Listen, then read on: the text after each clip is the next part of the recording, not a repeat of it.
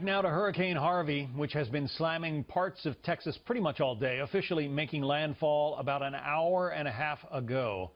Here's Fox News meteorologist Adam Klotz with the latest on the storm. Category 4 storm when it came ashore, right, Adam? Yeah, and it's hanging on to that strength, John, and just now really beginning to push all the way on land. But still, look at this, a defined circle beginning to tighten up a little bit without the heat of the ocean. Eventually, overnight, this is going to begin to weaken, but it hasn't done so yet. The brunt of the impact so far, well, that's been in Rockport, which really has kind of been ground zero. Take a look, just constantly right along that left side of that outer wall. And the outer wall, that's where you're going to find the strongest winds. Consistently, we've been seeing winds right around this storm at 130 miles an hour, but gusting at times up to 160 miles an hour. And yes, it's folks right in this area that are getting the brunt of it. Otherwise, it's a huge system.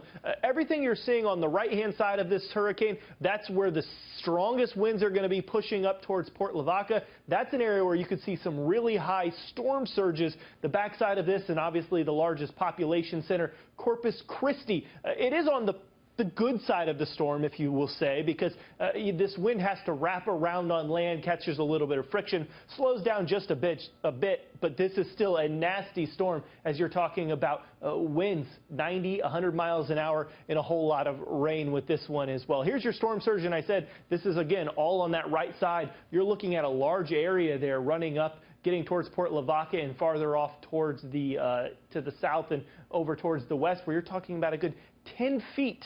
And that's going to be sticking all night because this is such a slow-moving system. The second concern is going to be rain. The reason rain's such a big problem is because there's nowhere for this to go. Typically, you see a storm path where it runs on shore and then it can run inland. But we've got this high-pressure system blocking it. It'll bounce off of it, eventually work its way back towards the shore. And even though it weakens, it's no longer a hurricane here within the next couple of days.